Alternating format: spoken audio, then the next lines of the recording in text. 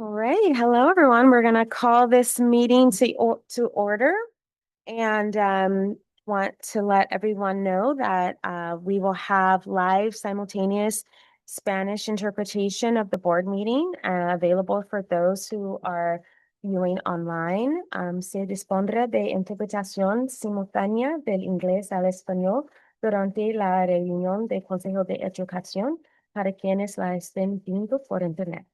And so now we'll stand up for the Pledge of Allegiance.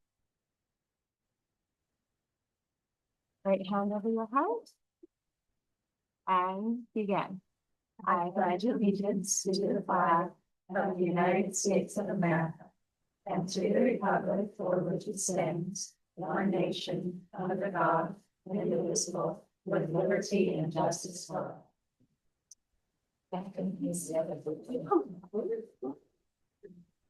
Thank you. Awesome. And so now we will go to changes to the agenda.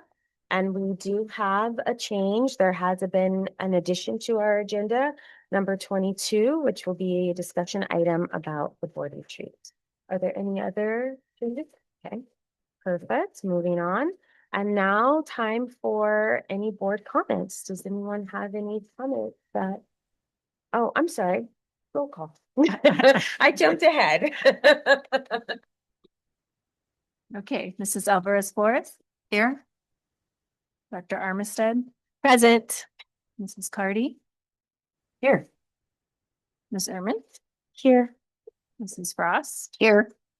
Okay, Mrs. Reed is absent. Mr. Walker is absent currently. Okay. All right. Thank you. Now we'll go to board comments. Does anyone have any comments they'd like to share? I do. Okay. I got to attend the governor's perspectives workshop, the budget perspectives rather, that Capital Advisors did at the County Ed building last month. And according to Jack O'Connell, it's a good budget for education. So that's the good news. 40% of it is protected by Prop 98. And he determined that it really reflected Governor Newsom's priorities, which are around community schools, nutrition, and extended learning opportunities. But there is a little manipulation with underfunding. So I'm sure we'll stay tuned to hear more about that. But it was, as always, really enlightening. And it was really fun to see Jack Connell again.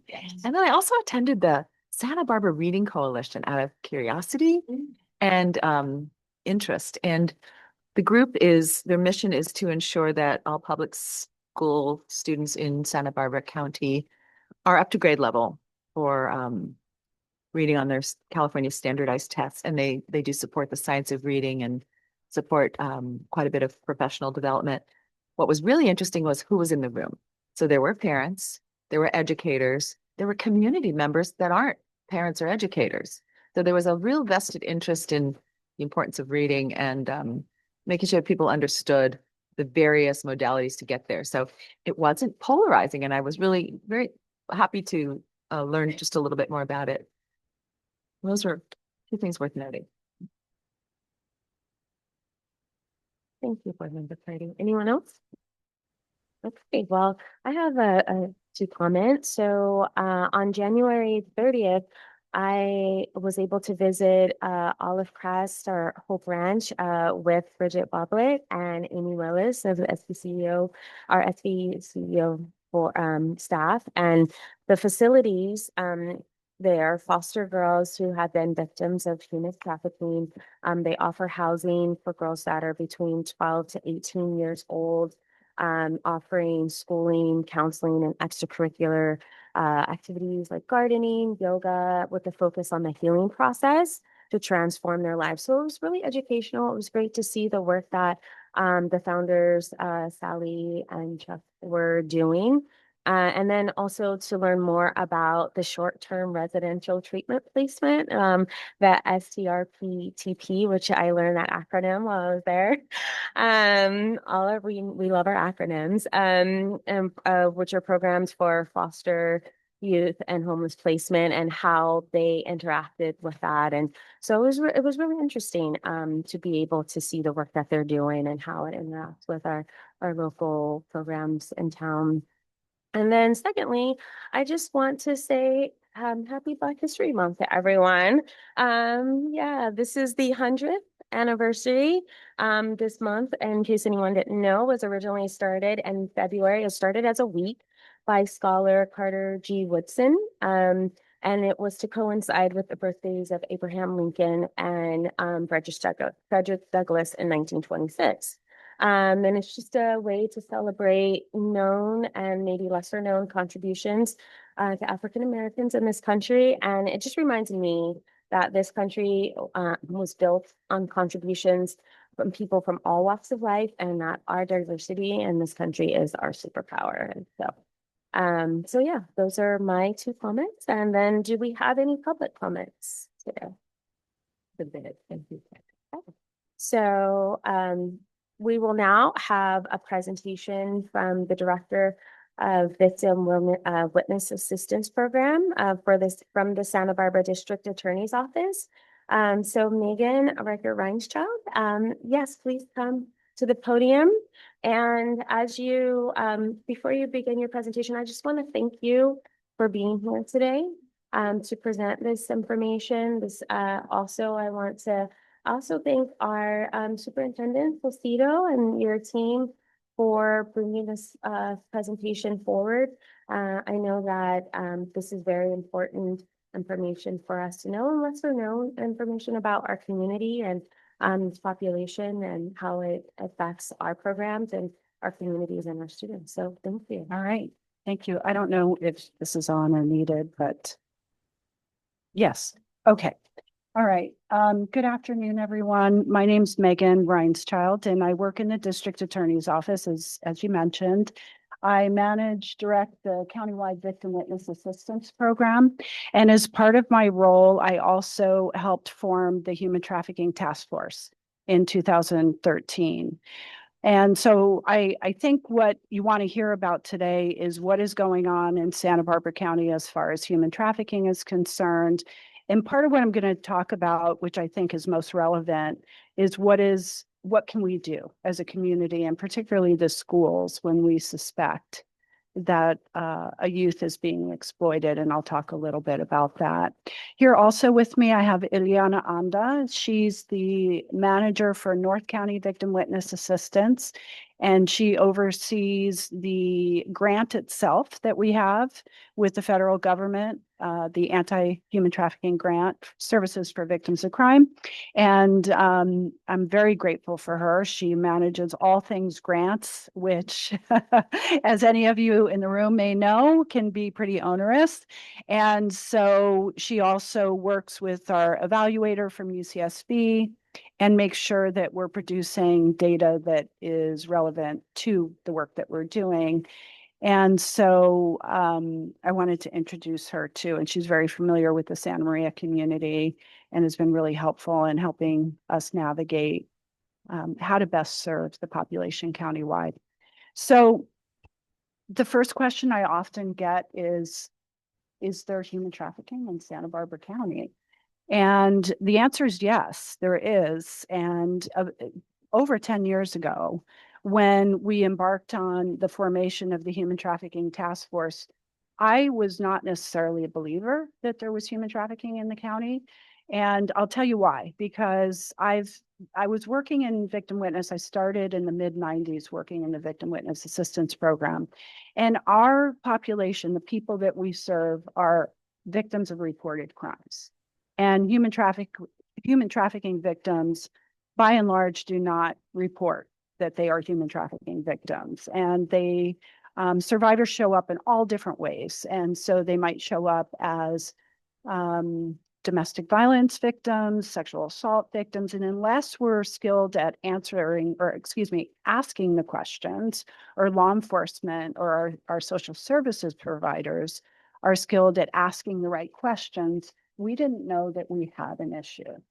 So at that time, I will admit that as the resident grant writer in our office, there was some kind of environmental pressure to look at money around this issue. And the first thing you do is there an issue?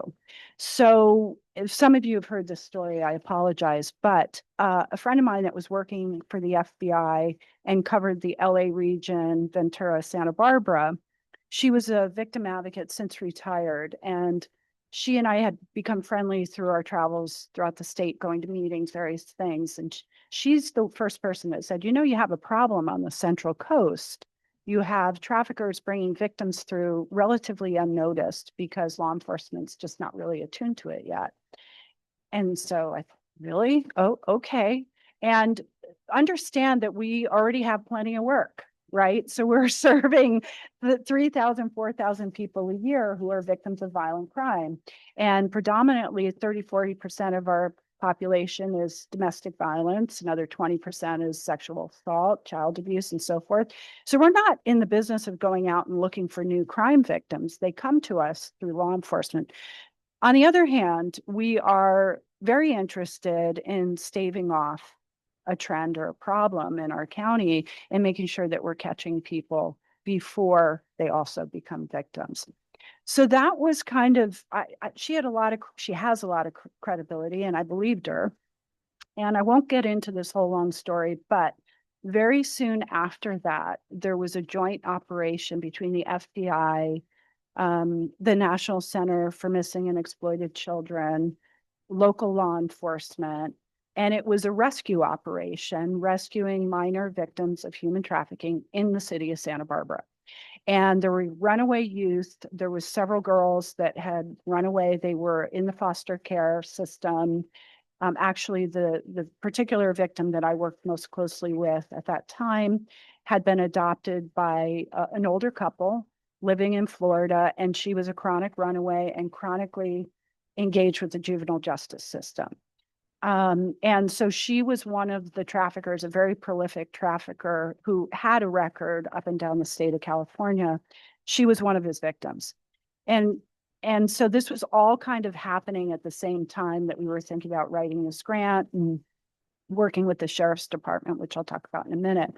Well, it's just all to say I got a real quick education about, first of all, the difficulties with the services and supports.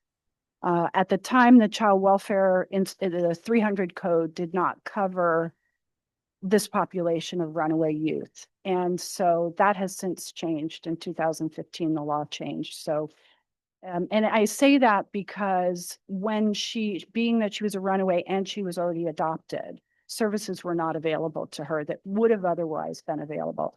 And there were a whole host of other things that I learned along the way. One was that I thought I was trauma informed and I had a lot to learn. So she was just such, in some ways, just such a gift in terms of learning what we still needed to know. So we ended up prosecuting that particular trafficker. He's in prison now. And she testified. It was very, what is the word? It was difficult because a lot of the dynamics that we see in domestic violence, the trauma bonding, her perceived love for him, dedication to him, was like nothing I had ever seen before in domestic violence cases, which I had worked for several years before that. So why am I telling you this? So I'm telling you this because much of what we've tried to do with the task force is working alongside our law enforcement partners to identify possible victims and survivors, and maybe successfully investigate those cases such that we get a prosecution. And so since that time that we wrote the grant, the first grant, I think, Ileana, was 2016. Yeah, 2016, we really didn't have any caseload to talk about. So fast forward now, our stats just relative to the grant and the things that we've been able to accomplish. We've had 280 investigations, about 100 suspects identified, 60 arrests, and about 280 victims and survivors that we've identified. So yes, we do have human trafficking here. So really what we started to focus on is this puzzle and network of services and support, and how we could fit our various resources into, I'll just say, like a tapestry of support to wrap victims and survivors around. And I'm talking about both youth and adults. And so you mentioned Hope Refuge. So we formed a human trafficking task force so that we could bring all of our collaborators together. And part of that was training and outreach, both internally and externally. So we brought partners from other parts of the state that had been doing human trafficking work much longer than we have. And so like Alameda County and Los Angeles and other counties came to teach us what we needed to see and what we needed to do. And then we had other folks coming to the table. And by the way, in my career, which has spanned now a long time, probably don't need to say that anymore. But anyway, it's been a long time. I've never seen the community gravitate towards an issue like I've seen in this. And it's really, I've thought about it a lot. Like, what is that? What is that? And I think, first of all, it's people can't wrap their heads around it, for one. But secondly, I like to think it's the general public, it's this desire to help. Oh my gosh, this is so terrible. What can I do to help? And the focus on youth and what we can do. Like, how could these terrible things happen? So I digress. I know I don't want to go over time. So somebody yell at me if I'm going off on tangents, but I'll try to move on. So Hope Refuge was a good example. Sally Cook, and before that, another person came to these meetings and said, we want to. And I had, our thinking in this first case was there's no place to put these girls. And so people came literally out of the woodwork. The Junior League actually was the first entity to step up and got a house open in South County. And that's been an incredible learning experience. If you know anybody associated with the Junior League that has told you about that, it's had some intersections with the schools in Carpinteria. There's just, it's a lot. So we realized really soon, like, there isn't just a one size fits all for these issues. Later, Hope Refuge and Sally and Chuck came to the fore and managed to get Hope Refuge open, which I'm going to tell you, I never thought that was going to happen. It was unbelievable that they got that done. So now we have 2 STRTPs in the county, which is unheard of. Now, just to be clear, the referrals to those STRTPs are mostly out-of-county girls referred by child welfare. And there's a mandate. They have to take them if they're vetted and they're in the child welfare system countywide. They have to take them. We have had girls there too, but just want to say that. And it's nice that Hope Refuge has the educational component up there, because that can be a challenge, right? And in South County, it's a big challenge. So as far as our advocates are concerned, I think the thing I want to impart to you is that we have in-house advocates that work now with human trafficking survivors and victims. And our North County advocate, her name's Bianette Garcia. She has been embedded in the Santa Maria Police Department, co-located there, co-located at the Juvenile Justice Center, and intersecting with juvenile probation, mental health, and looking at the whole picture, not just the cases that are coming to us from law enforcement. So we have a South County victim advocate who has a depth of experience as well. She's worked all over the country, including Vegas and DC, and also works with this population. A lot of times what will happen is we'll get a referral from law enforcement. They're doing a proactive investigation. They identify a pimp and there's a victim survivor with them. And maybe they're doing intel and they identify, hey, there's a victim here. Can you come out and assist us talking to this individual, instead of having not necessarily a uniformed police officer, but a police officer doing the vetting. And our advocates are very trauma informed and do a beautiful job just meeting people where they are with what they need in the moment.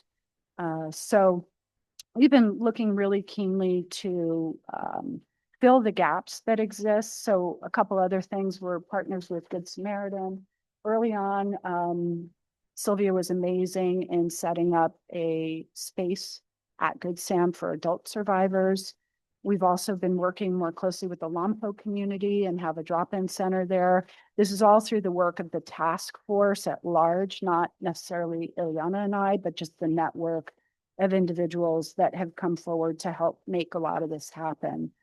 Noah's Anchorage is also another entity. I was reading about the board members, and I think somebody was part of the foundation, Santa Barbara Foundation Roundtable, maybe. So we had done a presentation about a year ago to the foundation, and Noah's Anchorage did in fact get some money to fund a case manager. A lot of the runaway youth, not surprisingly, have these factors, vulnerabilities that make them susceptible to exploitation, sexual exploitation. So Noah's Anchorage is now a great resource.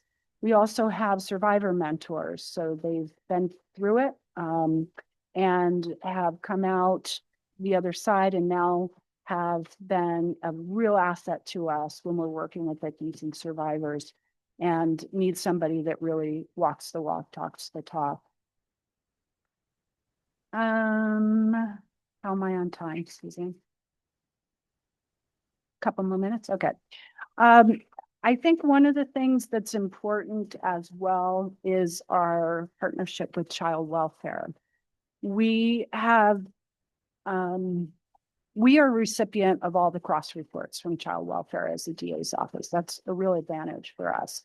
We also, under Ileana's oversight, have stood up a program that is an integrated database of child welfare reports coming through. And we've been in the process for the last couple of years, getting law enforcement on board to be looking through this portal to see real time what's happening with some of the referrals that we're getting, the repeat referrals, and making sure that all of our partners are aware when there's a youth or a family that is really at high risk and you have multiple agencies touching that family and trying to assist.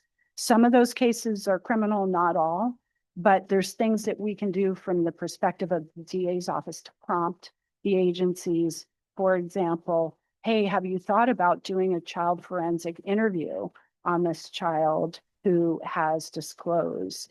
That's another program that we oversee, which is the sexual assault response team. What you should know about that is that we have a forensic team that does child forensic interviews and nurse examiners that do sexual assault exams and child exams where it's appropriate. And that sometimes is incredibly helpful in investigation and prosecutions, but also very important for the family and the child. I'm okay, and I'm going to be okay in terms of their health and wellness, because there's often a lot of fear in a number of different ways about what happened to the individual. So that's another resource that we bring to bear. Okay, any questions? I have a question, Megan. Sure. You had mentioned that Bianette Garcia was the North County advocate. Who was the South County advocate? Her name is Tiffany Carty. Oh. Yeah. Yeah. Yes. Congratulated. My question is, That was lost on me, by the way. Yeah. Until I thought about it. Yes. some of the small business owners who may have experienced an occasion where they suspected that one of their clients was being trafficked. And I'm thinking right now about nail salons, places like that. And this, I don't know if it's urban legend, but I've heard quite a bit that traffickers will often take girls through. If there is a suspicion, is there a phone number? Are they trained? Is there any outreach to small businesses who may be in that category of? Yeah, it's a great question. So our talking point is that if somebody sees something, say something, right? Report it to the human trafficking, report it to law enforcement. There are some challenges with that. And I'm aware of that. So even if it goes out as like a call to 911, hey, I see this. Well, what is it? What do you see? Right. It makes it a little difficult to get immediate law enforcement response. And also a lot of our agencies have suffered from attrition. So you have younger officers out on patrol that may not have had this training. So Ileana, do you want to talk about another avenue for that in terms of reporting directly to the hotline or that? Yes, so usually what we recommend is if you see something, say something. Obviously, we don't want anybody intervening in a dangerous situation, but we do have the national hotline and we can provide that number.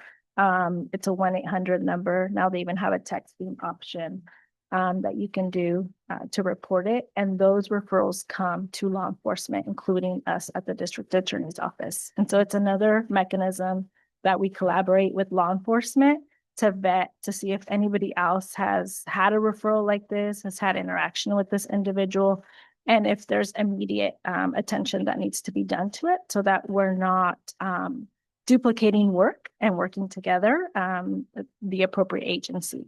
The other things that we recommend is, if it's a minor, obviously calling the child welfare hotline and making a referral. They will flag the referral of suspicion of sexual exploitation, labor exploitation, etc. So that's another mechanism, obviously always referring it to child welfare services. In terms of your question about small businesses, I know there's a threshold. There's certain labor laws that have passed in terms of education for human trafficking. But if you're an esthetician in the state of California, when you get your license, there's certain training on human trafficking that you actually have to take. And so for people that, are doing nails, that are doing hair, because a lot of these victims are getting their hair done, are getting their nails done, right? One of our outreach mechanisms was we made certain type of material that maybe had information that catered to this industry, so that we could better address that without being overt about the messaging. And so we try with our task force, educating our code enforcers, code enforcement for businesses, because they're going into businesses, right? Making them aware of what the signs are, what to look for, especially in some industries where you might be more susceptible to seeing that. That national hotline, is that federally funded? Is the funding in jeopardy at all? No, still. And I think we brought you cards. Yes, and I can make those. Oh, thank you. Yeah. Thanks. Any other questions? A question in terms of schools. In other words, especially junior high and high schools. Do you see a lot of interaction there with having the knowledge to do something about it? With the educators having the information that they might need just in case they see someone that they think has been trafficked? So the task force actually has a educational program primarily right now that's been proactive in Lompoc, working very closely with the schools in Lompoc. And that is largely a partnership with the North County Rape Crisis Center and a couple of our partners. One she's not at behavioral wellness anymore, but she manages the clinical program at Noah's Anchorage, and another individual that have done a lot of proactive training in Lompoc.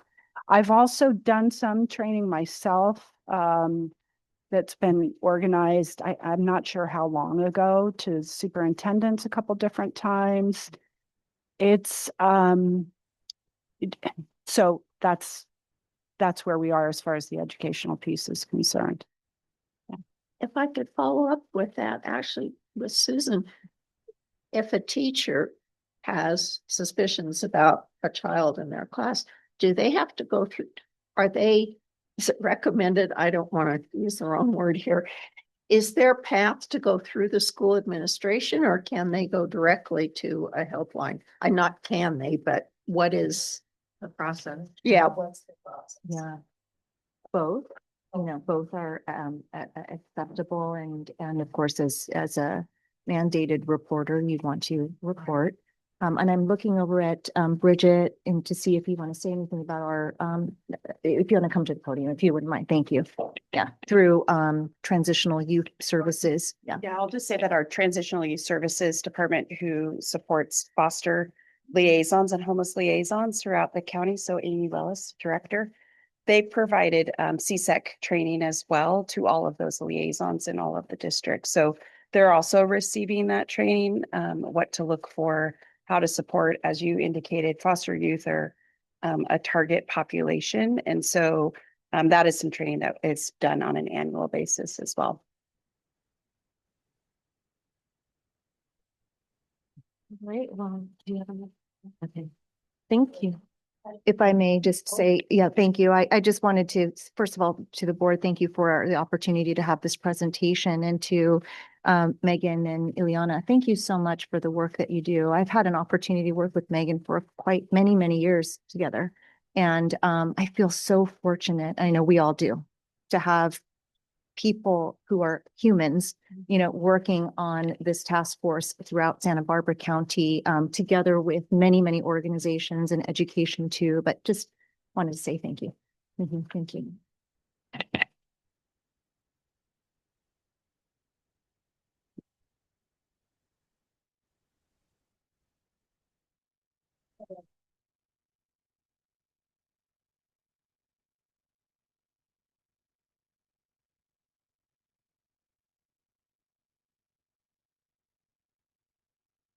I do have another question. Just came to me. From what I remember in the seminars and things that I went to, like in 2013, 2014, probably 2016 when the task force was first started, had to do with, and then what happens? You know, what's the post support for the victim, and how difficult that is, because there isn't a place for them and there isn't enough support to work with them to get them through the transition. So in your work, have you seen a lot of repeaters that just go back to it because they don't know anything else?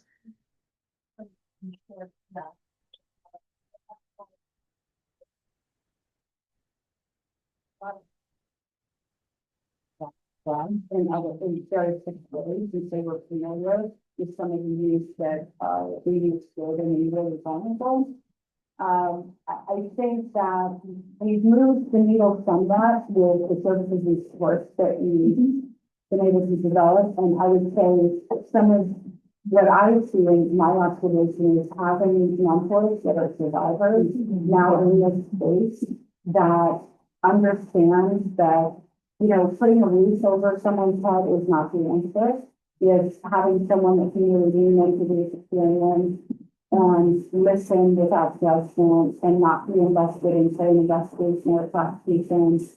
Knows the language, knows what it's like, knows all the vulnerabilities. I feel like that's one of the things that I just feel grateful for some of the women now who are in this space and are so vulnerable in their telling of their stories.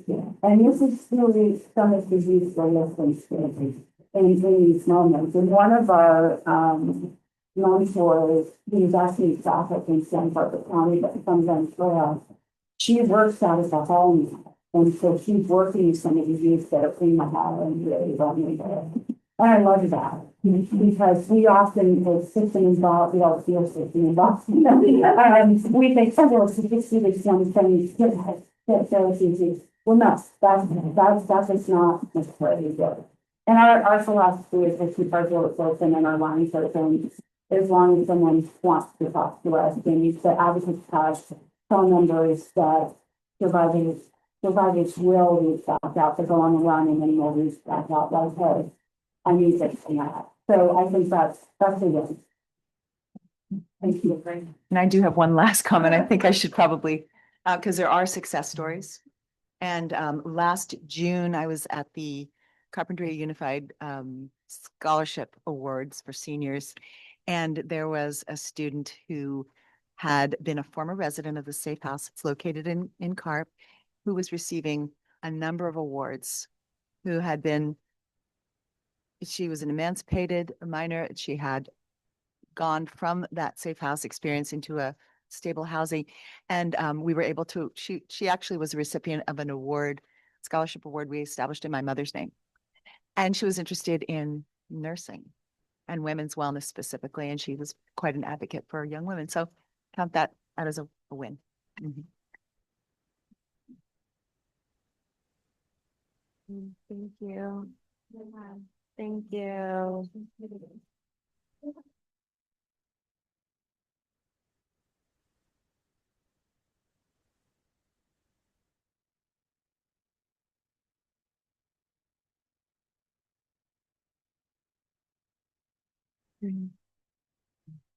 All right.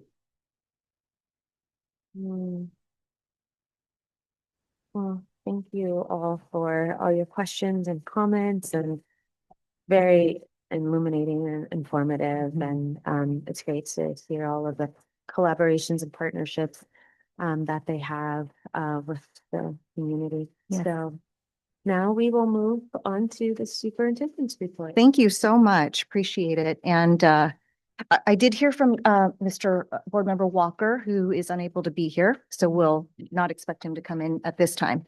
Okay. So in the report to you, the first item there is a huge, exciting congratulations for the WASC accreditation for the juvenile court in a community school. Yes, yes, yes. Exactly. My goodness. There are, and you all are familiar with WASC accreditations, and yes, and you know that you can receive a 1 year or 3 year, and max is a 6 year. So to have a 6 year accreditation says a lot, and a real big appreciation for our team. Yes, Judy. I want to make sure I read this right. Uh-huh. The only ding we got was for not having one of our staff members participate in a WASC accreditation. I think it's does it maintain? Is conditional upon requirement that an accredited school annually contribute members to a visiting committee. Condition upon, yes, Yeah. yes, And yes. A reminder. yeah, Yes, oh, Okay. like maintain that they wanted to ongoing commitment, continue. yes. Okay. That's right, good, very good.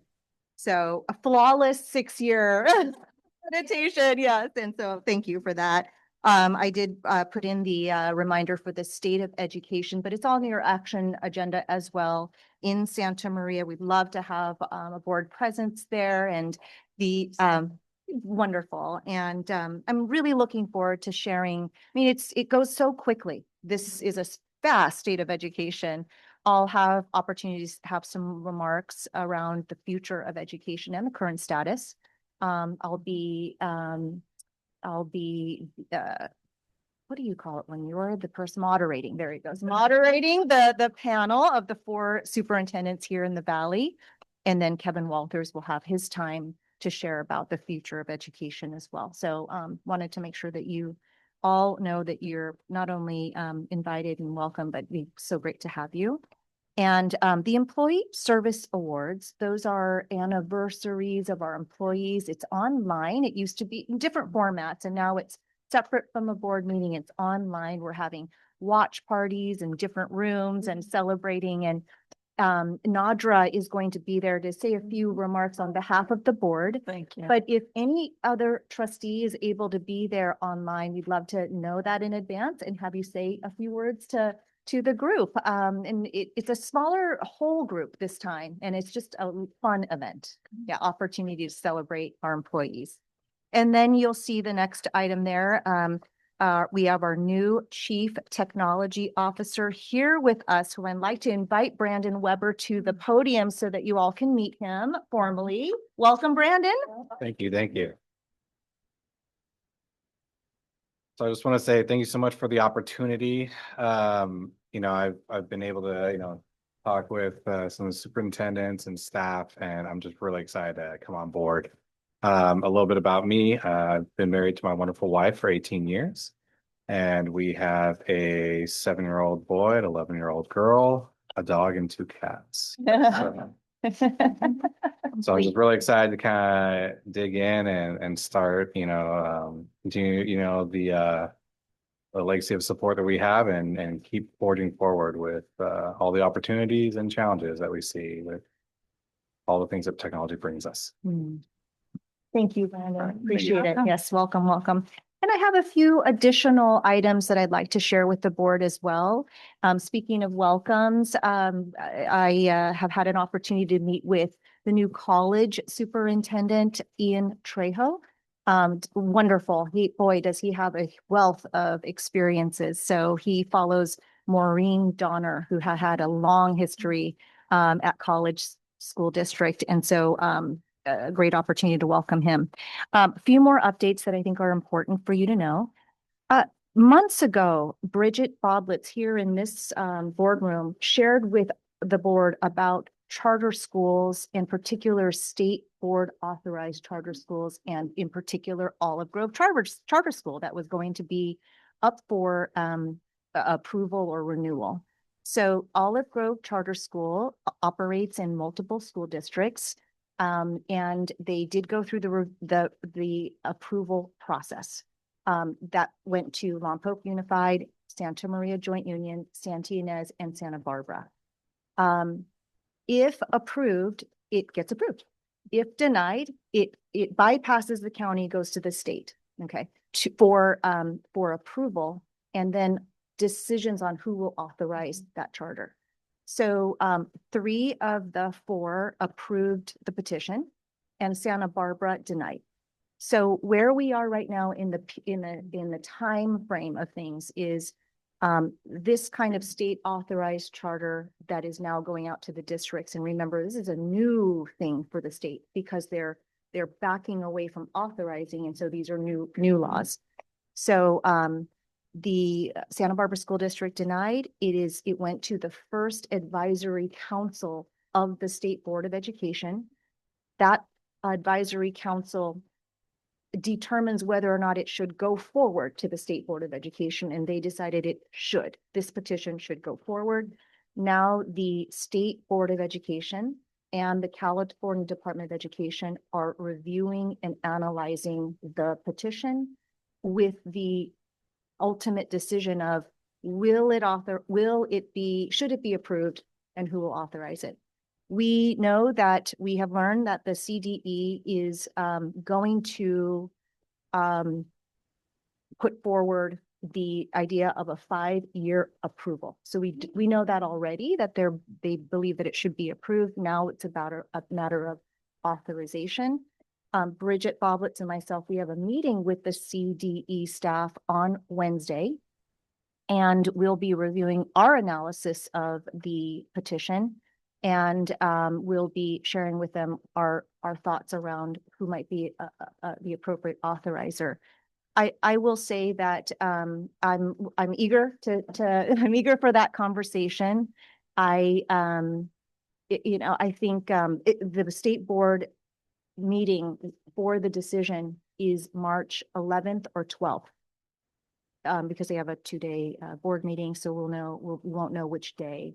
And so we do not get a say in this. We don't get to, they're just simply going to be asking us our opinion. And I will say, I think that, the 3 districts that approved, I think they approved on fair ground. And I would want the CDE to consider that ground similarly for Santa Barbara's decision as well. So we will meet with the team, share with them our analysis, give them our recommendation, and I'll keep you posted on how that goes. So wanted you to be aware of the time frame. Okay, so that's Olive Grove. Couple other updates. So wanted to share with you, without sharing all of the resources with you at this time, and happy to if you would like, but wanted to simply say that our team, our team at SBCEO has spent a lot of time on unpacking the laws that have been, that have new laws, I should say, that impact safe haven schools and protecting of children within our schools in California. We've been unpacking them, meaning there's myriad rules. There's myriad reports, and make sure you're posting this and make sure you're training these folks, and make sure that you're telling the parents these things. So there's lots of intersections with 4 new laws that have been passed. But I simply wanted the board to know that we're spending the time. It's really important that we spend the time to unpack what the rules say, the laws say, and provide resources to our districts in a way that they don't have to spend that time, but they can take it and use them. Okay, so that's what we do as a county office, and that's what we're doing here. So when I say types of resources, I'm talking about things like the difference between a judicial and administrative warrant. I'm talking about caregiver affidavits, who can pick up a student from school. Talking about what is a public part of the campus and what is non-public. What can public have access to and what public cannot have access to. So you can see the many different aspects of the laws, and we're providing the resources and training out for resources and templates, I should say, for districts who want them to be able to use them. So I say that it's been a multi-month effort, and the laws are meant to protect our children in our schools and make school be a place of learning and safety and fun and growth, and not have any of that distractions enter onto anything related to campus activities. So wanted you to know what we've been up to there. 2 more updates. One is before the board meeting, many of our staff who are here and those not yet here in the room went to the air park facility. And what we're doing with that air park facility is to really hone in on what it is, the test fit, the AV, the data, all of these things that we need to hone in on. Great tour. Again, it was a validation that the board made the right decision, truly. I mean, it's a really great space. So now we're getting into the nitty gritty. So just wanted you to know that, and purposely said, let's just have our staff go because of this. And this was about 2-hour tour of nitty gritty. And then finally, you received an email about the School Boards Association dinner. It's a Santa Barbara County School Boards Association, April 16th. And I wanted to share just a complexity with you. It's not complicated, but it's a really interesting, I think, opportunity. The dinner's at the Red Barn in Santa Ynez, and it's a max capacity of 54 to 55 people. Preceding that, we'll have the School Boards Association has said, let's buy tickets to the Chumash Museum for anyone who'd like to go. It is a no-host museum tour, though. It's not going to be a docent-led, so it's just kind of open there. But that one's going to be limited to about 30 people.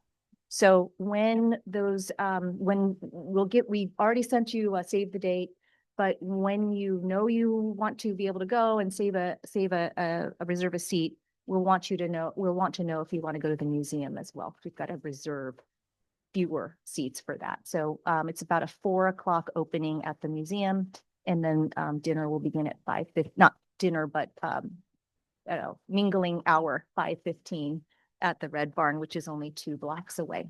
Okay, those are my updates, and I'm open for any questions. I wanted to ask you really quickly, Susan. At one point, we talked about maybe having a meeting at the Chumash Museum. Is that still in the books, or should we go to this tour in lieu of that?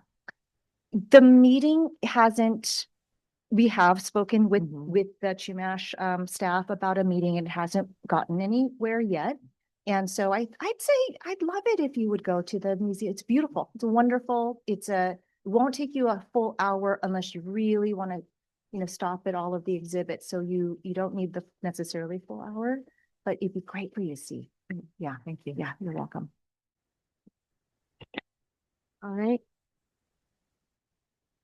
Alrighty, so now we are going to move on to the consent agenda.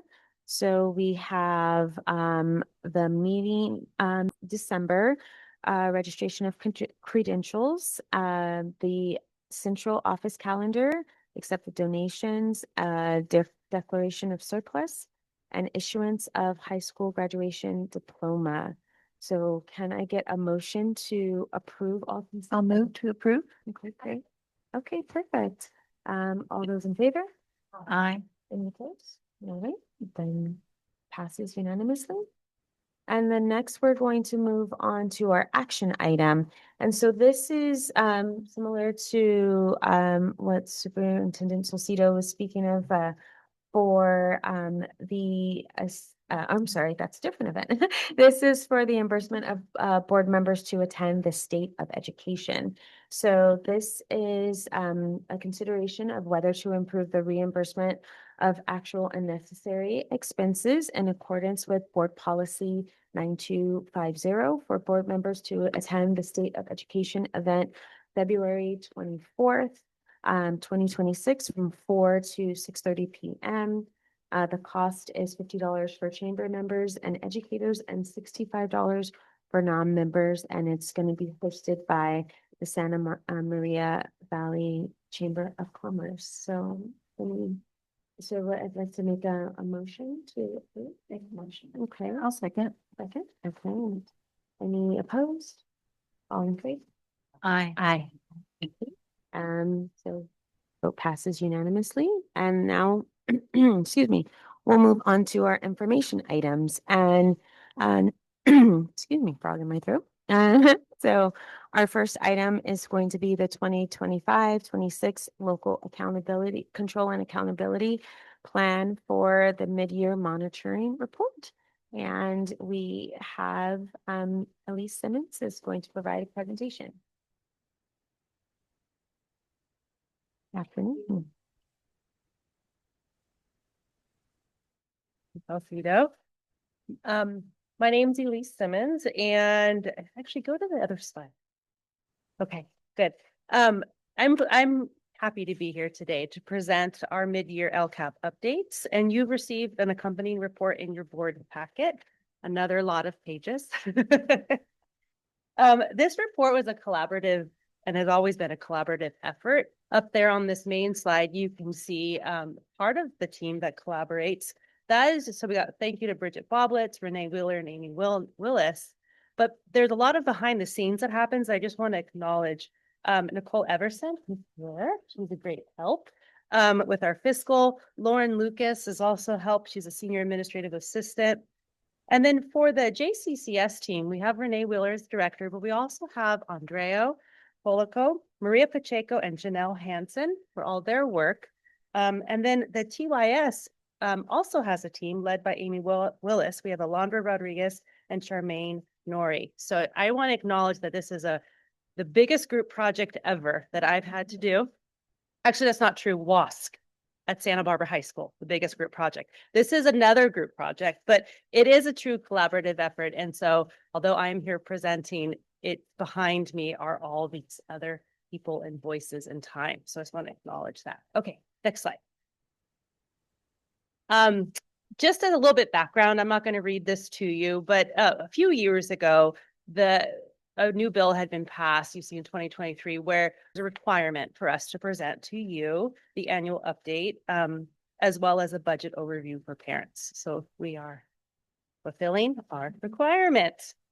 Although we have learned that it is actually really, really helpful to check in halfway through the year to see how we're doing. It allows us to do mid-course adjustments or mid-year adjustments, have some conversations even about what are we going to do next year? This seems to be working great. So it's actually a really wonderful, beyond compliance, really wonderful time to be together and discuss how we are doing and what changes should we make for the rest of the year and looking forward into the future. So you can see here, this is what we're required to share with you, which we have in our report. And this presentation is just going to do a high level overview. Next slide, please. Just as a brief, quick reminder, again, I'm not going to read this whole slide to you, but this is a piece of the larger local accountability plan. And the local accountability plan is a 3-year plan, and we are right now in year 2. So we are in the year 2, we're starting to think about and write our year 3, which will be the one that we present to you in June. And as the culmination of that, we'll start over again with a brand new 3-year plan. So just so you know, we're just right now in year 2, looking forward to year 3. Next slide, please. Quickly go through all of this one. I don't want to give you that yet. So the LCAP process, it's a year-long process. We are here. You can see the little, which is at the first stop, where we've done some analyzing and we've done some reporting shared with you.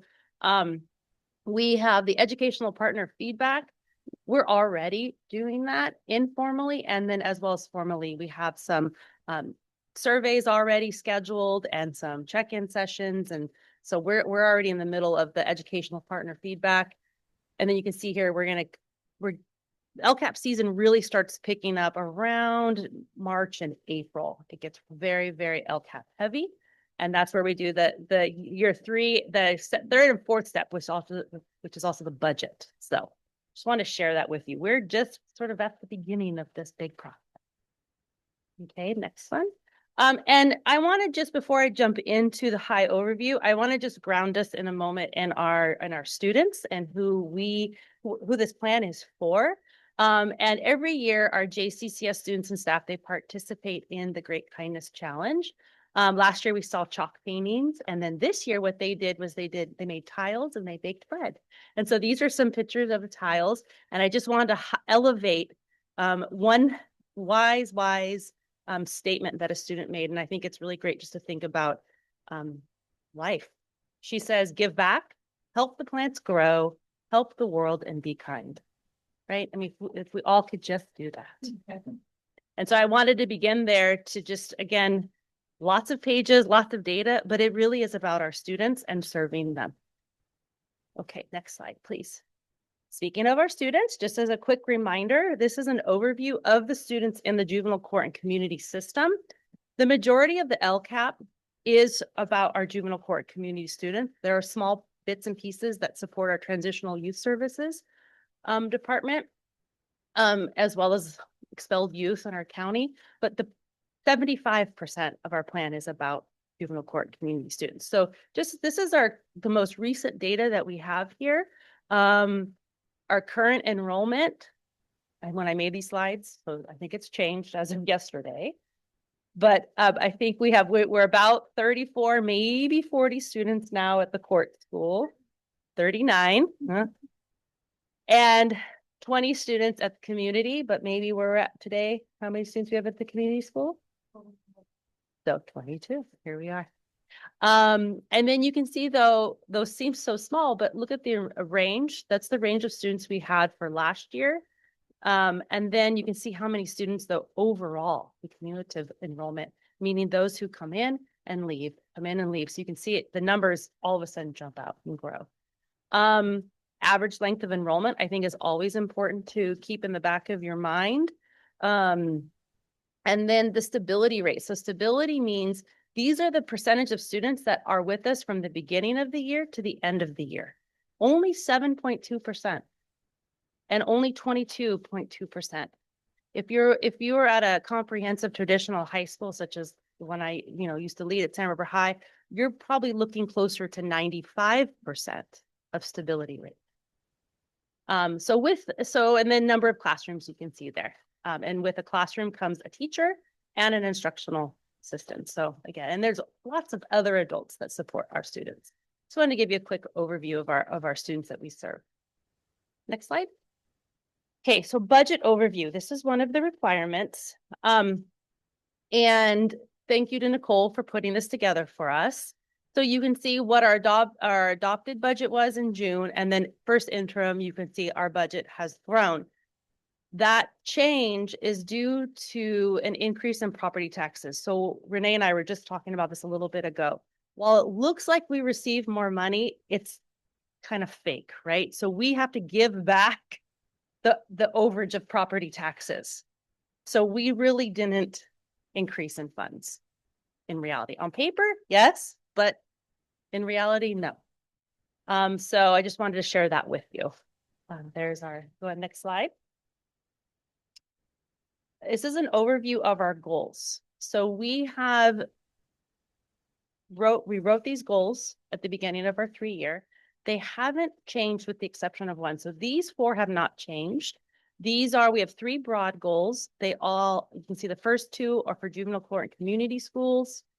Goal 3 is focused on our transitional youth services program, and goal 4 is our maintenance goal. That is a catch-all for a lot of our requirements as a county office. We have to serve priorities 9 and 10, which relates to our expelled youth as well as our foster youth. And then you'll see the other goals meet the priorities that we're expected to meet. I'm sorry, I misspoke. Goal 3 is also a priority 10, which is another requirement just of our county office of ed. So that would meet those. So the next one, if you go to the next slide, is goal 5. This is our equity multiplier. This is the one that is fluid. This one has changed slightly. If you looked at our equity multiplier goal last year, you'll see that it was a lot shorter because there was just one group of students that we were focusing on, and it had to do with our Hispanic Latino students and their suspension rate. Equity multiplier funds we receive because of our stability rate or our low stability rate. And so we receive these funds to serve the group of students that have the lowest performance on our dashboard. And that changes every year. And so here's this is the one we were looking at when we wrote our new plan. So you'll see possibly goal 5 will change a little bit for next year. You'll see a difference in June. But here you can see our student groups grew a lot. Suspension rate, there are lots of suspensions last year, 24, 25. And you'll see if you look at our mid-year metric, we have reduced the suspension rate a little bit so far. So fingers crossed, things stay the same and we might see a reduction because we've been working really hard on reducing suspensions. So I just wanted to share that with you. Our goal 5 does fluctuate, and it has to do with we always have to stay focused on the students that are performing at the lowest indicator. Okay, next slide. So when we look at metrics, there are basically 3 kinds of metrics. There are metrics that are unknown, meaning we don't have that data yet. Perhaps it has to do with a survey, the California Healthy Kids Survey. We administer that in a couple of weeks. So we don't have that data to look at yet. We will in June, just not right now. There's outcome is in progress, such as our attendance data. That data is we have a mid-year point, so it's in progress, but we're going to look at it again. Actually, end of March is when we collect that official data. And then we have outcome that is known. Those are things that it's not going to change between now and June, such as our CAS scores or how our students performed on the LPAC.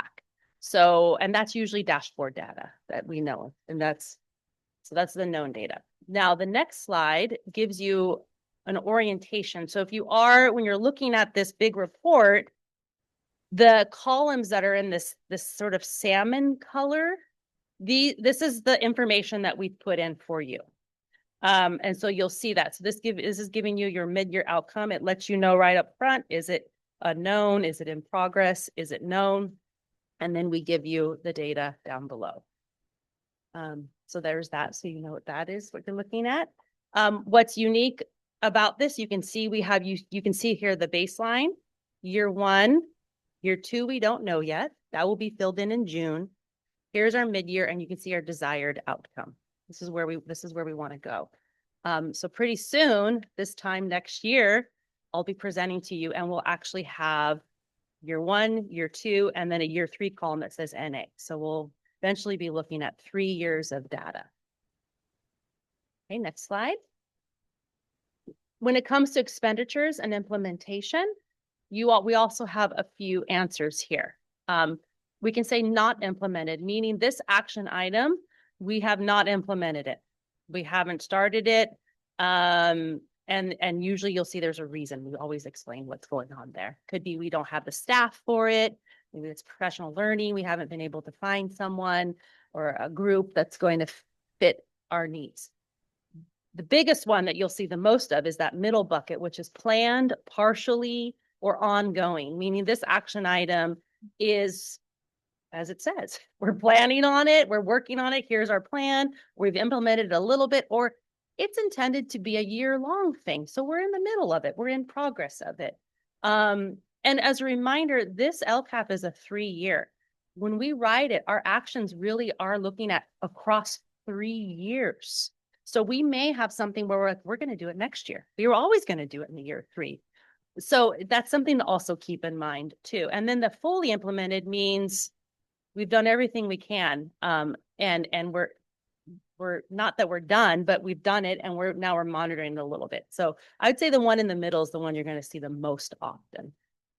Next slide. This orients you to how to on what it looks like on the report. Lots of salmon on this one. And so again, the salmon colors are the information that we've entered in for the report. We tell you where we're at in terms of the implementation level. We bring down any outcome data that is relevant to it, as well as adding in other qualitative data that we have for you.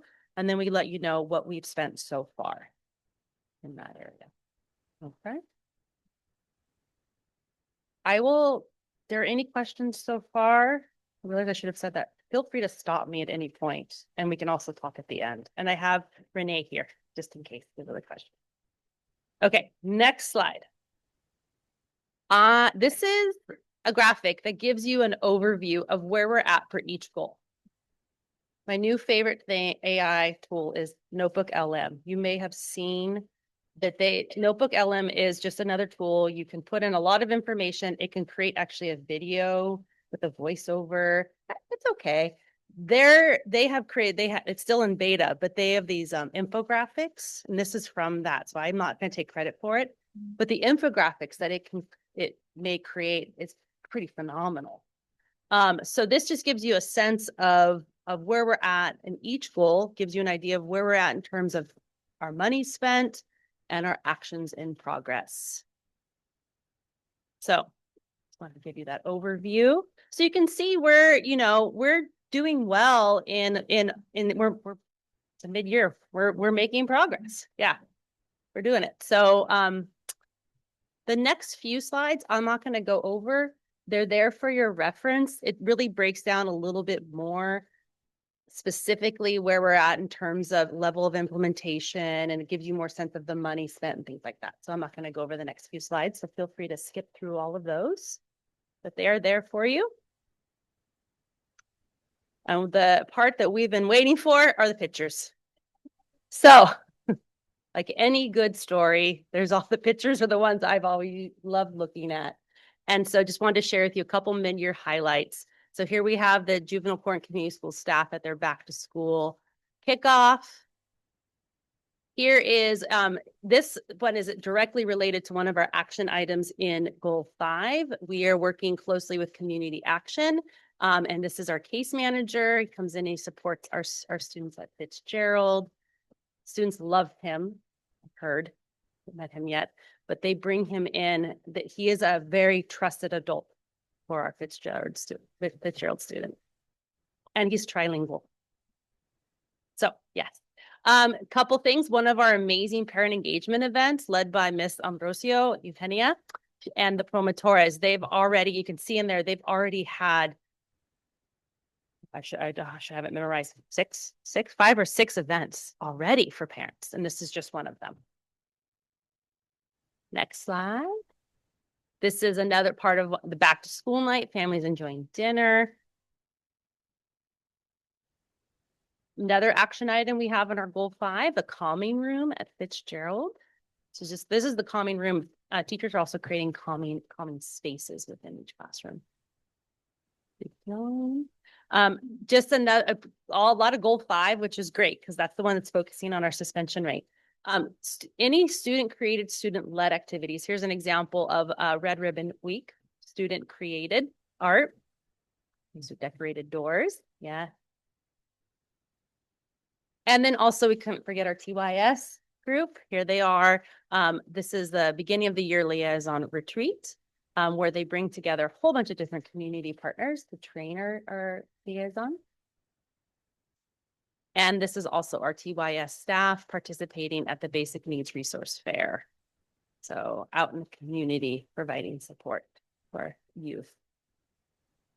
And just next steps where we're headed. I've already alluded to all of these things. We're now stepping into our LCAP season where we're going to continue to analyze our outcome data, evaluate effectiveness, meet with our educational partners, decide, are we going to revise our metrics or actions based on our data and our conversations? And then we'll be here in June to present to you the LCAP. And then we'll see you a week later after that, where you then you just decide what you're going to have consent on it, whichever way you want to go. So there, that's the presentation. Elise, thank Yes. you very much. Of course. That was very good. Yeah. A question Yeah. about goal 3. Okay. How long have I been on this board? And it just has gone right over my head. Foster youth. Aren't they out in the schools in the individual districts? Yes. So this goal is specifically looking at how our TYS department supports all the liaisons who then support all the foster youth. Oh my gosh. Yes. Oh my gosh. Yeah. If you read their, and if you go to their action items, what they do, you're like, oh, they bring together this meeting. And then you read like what they've actually done and who they've brought in. It is extensive amount of collaboration and training and conversations around how to support foster youth, like not directly, but Right. indirectly by then those who do touch it directly. Yeah. And Youth Well is involved in that. They're one of a key partner. Good. Yeah, Okay. they're one of they're a very reliable, consistent partner in many of the activities that we do at the SBCO and any youth involved in that county. Yeah. Wow. That's. Thank you. Yes. I'm just, and I couldn't answer your first part of that question, so I don't know how many years. I was just going to make the comment. Thank you. I'm just excited that I'm finally understanding a lot of these terms because a year ago I was like, what? And Good. so it was really fun to follow along and go, oh, you know what this is now. So thank you. You're welcome. You're welcome. Yeah, any other question? Good. Okay. Thank you. Thank you. Thank you. Alrighty, and now we are moving on to the 2024-25 student or school accountability report cards for the juvenile court and community schools and special education. So is anyone having questions or okay? Then we also have the overview of federal funding for small and rural school districts. The personnel report, and then the Williams Uniform Complaint Quarterly Report, which we have no complaints again for this quarter, which is good to know. Madam Chair, if I can interject for just a moment. If the board wanted any commentary on any of the items, of course, but the federal funding for small and rural school districts, if you wanted just a synopsis, this was generated out of a question that Mr. Walker had last month about, there's something happening around rural schools. What was it that was passed? And you heard us say, gosh, there's multiple different definitions of rural schools. So only if you'd like that, Steve is prepared to share about it. If not, we're good. Just want to make sure you knew. I'd like to have some Yeah. information about it. If he's prepared, He's ready to go. it wouldn't be. No, thank you. It's like Dr. Salcedo said in response to the question, a couple things around what is the federal funding for small and rural districts that our districts receive, as well as definitions. So what I provided you is just the information that's relative to our district. So that small and or rural definition varies depending on the funding source. So I provided you with two examples. The one that was probably, and we started to reference it there before we kind of took a step back and said, let me just organize it for you a little bit more, was that Secure Rural Schools Reauthorization Act. That was passed in December, this past December. And what that does is that reinstates funding that had stopped in fiscal year 23, and that about 14 of our districts and our 2 community colleges do receive. It's not a lot of funding, but it's associated with the land, the Federal Reserve land that's within their district boundaries. So that's a formula that we utilized and we would bring to you every June. So the last time we did that was in June of 24 for funds from 23. So this reinstated act, what it'll do is it will go backwards 2 years. So for fiscal year 24, 25, it'll fund those as well as going forward for a couple of years. So what you haven't seen us bring to you in June, we will. We don't know when the release of those funds are and if that timeline is reset. So I don't know if it's this June in particular, but so what I provided with you was the funding levels or the distribution. There's a table there from fiscal year 23. And then the other two are 2 smaller programs within a program.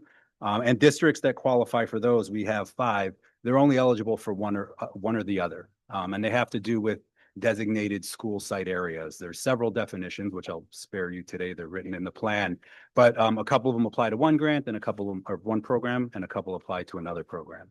And so these are not currently impacted, nor do we have an indication that they will be. So these are small amounts that these 5 districts receive. And again, if there's any change, we'll keep you updated, but we're not aware of any plans to change this funding source or the programs. And this is all federal. Correct. This is just the federal funding. Yes. One of the programs, the funds pass through the state and are distributed, but they originate federally. Yeah. Just a really random question. So looking at the different districts, for the funding, the previous funding in Santa Barbara, the total funding was for about 10,000, but it seems like Santa Barbara is one of the least rural districts. So I was just wondering why it would receive so much funding for not really having. Yeah, the first couple columns, you can't see it on the second page as it relates over, but one has to do with the number of pupils and the other has to do with the amount of land. So in some of the areas of the district where there isn't, even if there's no students residing there, but the actual boundary line is written within a forest reserve land, there's going to be funds generated from that. So they'll have less on the student side, but more on the land side. Yeah. Thank you so much. You're welcome. Steve. Alrighty, so we will go on to the added discussion item of the board retreat. So the board organization and governance committee met last week. And our chair, board member Forrest, will give us a report about our recent meeting to plan a board retreat. I want to thank Nadra, Judy, and Susan. We had a brainstorming session to come up with, a plan of action for a possible retreat. So that's what I will share with you today. In doing so, I'll let you know a little bit about the why, one of the whys that we had, some of the whens, the wheres, and what's, that way, as you hear me go through these, you can stop me or you can wait and ask more questions for clarity, but it's meant to be a discussion, add to, take away, whatever you would like to as we move forward. One of the things we started with, thanks to Judy, was to kind of talk about our goal. What outcome would we want if we wanted to have a retreat? And many of us going through so many different kinds of things happening as a board member, moving through the process. We know definitely we're here to serve and we are definitely part of the community. But as we look through some of the things that we were doing, clarity might be in the retreat. What would we use or how could we serve better? Because we have materials, we have handbooks, we have different kinds of tools here that we need to peruse a little more. We need some time, we need some effort in looking at it and possibly doing that. We also would want to take a look at some governance material that has been put together by CSBA and the, never remember all of the letters, ACCBE, Chapter 14 region. But there's materials here that we all look at separately, but jointly in a retreat setting, we probably could have some powerful conversations. And that being said, I would welcome that, because sometimes as we move through it, little conversations here and there for clarity could really help us serve even better. There were other ideas in terms of a need to kind of look to see what kind of conferences, if we want to go to conferences, might be part of a retreat discussion, and how far do we want to go, and how simple do we want it to be, or do we not want that as part of our retreat? In looking at that, we probably could use a good discussion on what might be a joint goal as well as individual goals as we serve and get to know each other a little better. One of the things that we talked about also was a date. We talked a little bit about that, trying to decide if we were going to survey, if we're going to, decide on a date. And thanks, Susan, she reminded us that we have a June 18th date, which means we have 2 June dates on our calendar already. I can't remember the first one, but I remember the June 18th date, which could be our possible retreat day. So in saying that, we might have the opportunity to start a retreat in the morning, because we do need to do a little bit of business in the afternoon as a school board. There are some items like LCAP that need to have approval, of course. So we looked at that June 18th to throw that out there, because that might be a way to not have to configure our calendars again. Looking at a morning start time, maybe an 8:30 to 1 o'clock, break for lunch, 2 o'clock, do the business we need to do. Not looking at an all-day retreat, but a simple time frame of possibly 3 to 4 hours. Also suggested facilitation. So we need a facilitator. And Susan graciously volunteered, please, to get one. So we'll know more as we move through the next month or two, depending on our discussions as we bring closure to this. We want a facilitator that's going to help us move toward those outcomes that we expect or want to get to. The where part came up, and through an email, Guy was contacted because we thought Mid-County might be a good suggestion, and he has volunteered to peruse some locations for us and get back to us so that we do have a central location, not a building per se we're so used to, but maybe a new venue, a new view. In looking at the other things that we talked about, we talked a little bit about the budget. We want it simple. We don't need, if we have to do a potluck, we can do a potluck for lunch, but we just want to have some opportunity. It would be a meeting. We would have an opportunity to host that, and then we would do our business in the afternoon, is the plan that we look to actually coordinate for you. And we want to take away, a little something. So as we move forward, we should decide, as we move through the items for the topic, what might be those things that we want to take away. Maybe we need another retreat. Maybe we want one annually. Maybe we need other material that we would like to peruse during that retreat. So with that, I'll stop so that you can ask questions, verify. Good brainstorming, ladies. I would just ask, in terms of a facilitator, you're already on that.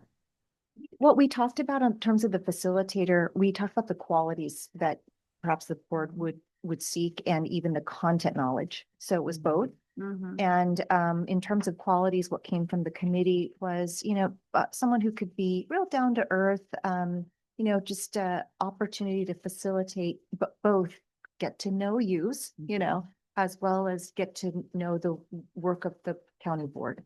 So in terms of the content knowledge, it was determined that it would be desirable to have somebody with really deep knowledge around county board service, while having the characteristics of somebody who's real down to earth and not, saying how everything should be done, but rather, solicit really great feedback from the board. So those were the qualities that we talked about. And then it was about asking other county superintendents if they've used someone Right. before. Obviously back pocket around using the resources of CSBA and ACCBE, but first really asking other superintendents if they have facilitators they've used before. Yeah. And then just a quick question for Rita. So in determining the content or the agenda for this, we're not going back to vision, mission. Well, do you want to? I mean, that's why we're discussing. We don't need? I don't have a think vision. we do, but Okay. again, if you're not familiar with the vision, do we just revisit it? Do we? That's different than. Because most of us kind of peek through this and know where it's located, have maybe gone over it. Others who have just come aboard haven't even had time to open it. Yeah. And one of the main reasons that, this binder and the idea of a retreat is that as a county board member looking to move into this position, there wasn't a lot of information to be gotten. So it could be a review. It could be a place to start. It's a great idea. I hope we wouldn't need to reinvent one, but that's part of the discussion Yeah. also, to move forward. And if we want to just review that, and maybe at the retreat, we don't like it, and maybe we can do something there, but to start with, that would be good. Thank you. And just to add on to some of the feedback from the brainstorming, we also did, I think, discuss a little bit about possibly July too as an alternative, because July board meetings sometimes we'll not have them or they're really late. So having that as an alternative, since it's already on our schedule.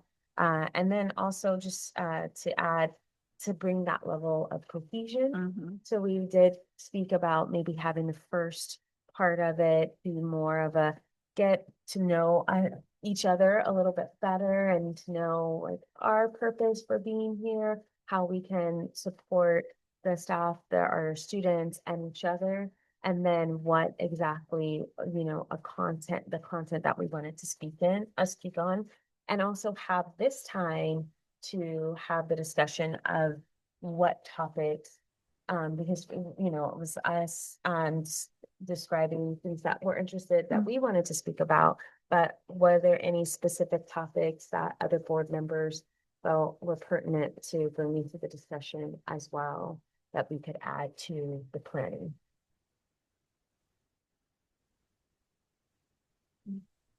I'll just weigh in that I probably won't be able to attend the full time on that date because I run a program and I'm the only instructor. So I can try and figure it out, but I just wanted to let you know that. That's on the June. I have us that we were meeting at 10 and I might have just left early. So that was the first thing I thought about was trying to figure that out. What about July? What meeting? July's fine. This is also checking with scheduling as well. Yeah. I mean, I don't want this to change anything. I was just giving you that heads But up. it's important It's that, good to know. that you contribute Yeah. because And that's why we put out a couple Mhm. of different options too. So. You can have me all day in July. All righty, good to know. Any other comments, questions about the board retreat? Okay. Well, I guess we'll take this information back and we'll continue retooling and come back with more details. I think one of the things we tossed around was the idea of hate to use the word survey, but to check with our other board members on what kind of topics they would find most interesting. So I don't know if we're going to do that. We haven't decided how we're going to do that, but I think we're going to do it somehow. Or if you have ideas how to do that. Yeah. You could even like lead the witnesses in terms of giving us ideas, because there's some things I'm still learning. I don't know what I don't know. And so it could even be thinking of buckets. You know, would you prefer this bucket or this bucket or this bucket? You know, what do you want to learn more about? That would be helpful in a survey as opposed to just, what else do you want to know? I don't know what I want to know.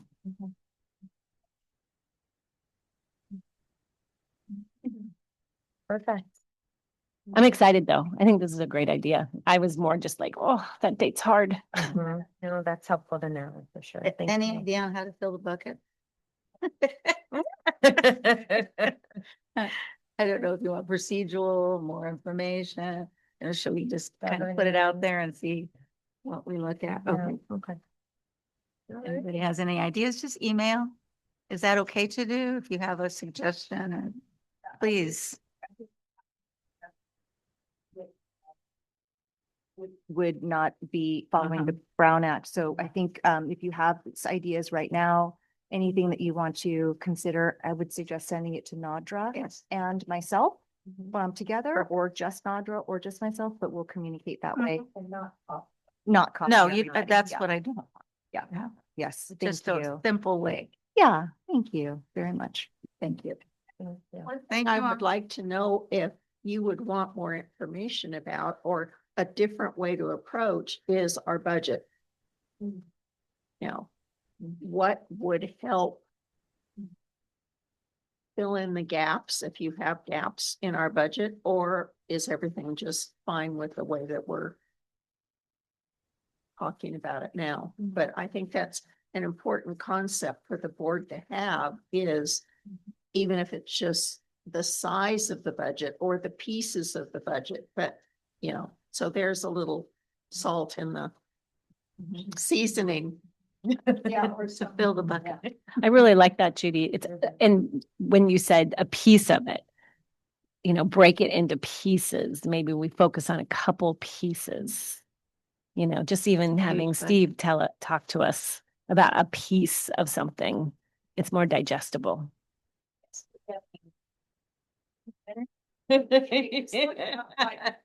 Wait. We're talking about you. Okay, great. Take So, that. yeah, well, we got some, Amen to that.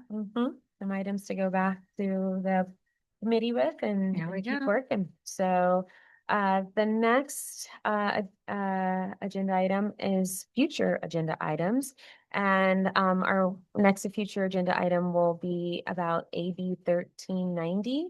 And this is, board member compensation. And just to give a little bit of an overview, so this AB 1390 was recently signed by Governor Newsom, as you guys may know, to modernize compensation levels for California school board members.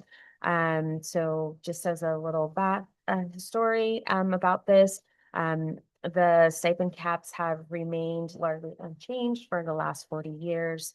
And it doesn't require any increase in compensation, but just updates the maximum allowable monthly limits. And so we'll have more of a conversation around this, what other board are doing locally, and I guess the next, there's nothing else. I will ask for a move to be adjourned. I make a motion. And a second. I second. All right, all in favor? Aye. All right, meeting adjourned.